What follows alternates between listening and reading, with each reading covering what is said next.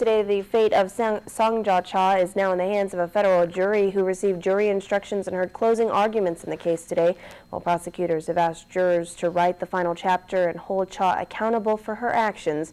The defense has asked jurors not to assume all of the testimony in the case was true. Federal prosecutor Jared Fishman described the accounts of nightmares suffered at the Blue House Lounge, detailing the stories of 9 victims who were lured to Guam and stripped of their innocence. One victim who resisted advances by customers for 3 weeks was allegedly stripped of her virginity and innocence by a male customer who overpowered her and changed her life for a mere $40. Another, a female minor, only 16 years old when she was brought from Chuuk to Guam, forced to give up her virginity to pay off a debt to Songjia Cha. These are just a few of the examples of the torment allegedly endured by the victims of the Blue House. Fishman told jurors during closing arguments the Blue House was a place where men went to buy sex. The Blue House was a house of prostitution. He said Cha manipulated debt to perpetuate a lie to keep the girls working, holding their passports hostage, threatening to have them put in jail, and forcing them to work 14 hours a day sometimes to pay off the cost of the airline ticket and passport that Cha had paid for them. The prosecution said the girls were in fear of being arrested as police were regular visitors at the Blue House and were friendly with Cha. Fishman referred to the testimony given on Friday by police officer David Q. Manila. While you were at the Blue House, you ever go into the VIP room? Yes, sir.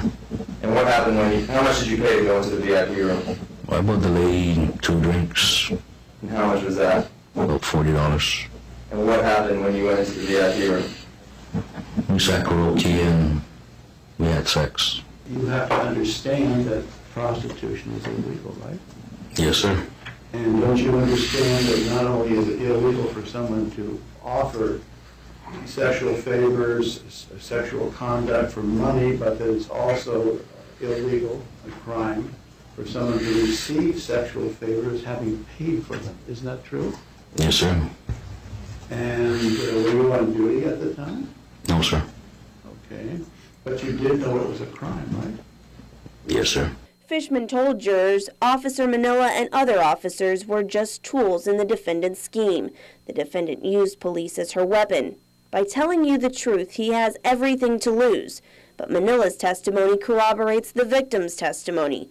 The only testimony that was not corroborated was that of the defendant. She has every incentive to lie. But defense attorney Howard Trapp told jurors not to assume that all of the witnesses' testimony was true. He was specifically referring to the girls who worked at the Blue House, describing their testimony as self-serving words from a group of prostitutes who knew they were in trouble. He said they knew what they were doing was a crime. If they lied about being forced to have sex, they knew they'd go free. They were afraid of being arrested, afraid of going to jail. They didn't want to go home to Chuuk, to poverty, to the lives that they so much wanted to escape. Trapp said the mere suggestion that his client was selling sex for $40 was ridiculous. Isn't that just nickels and dimes, he asked? I suggest to you that they were paying a whole lot more when they were inside the room. If it was happening, they're making money that Mrs. Cha never sees.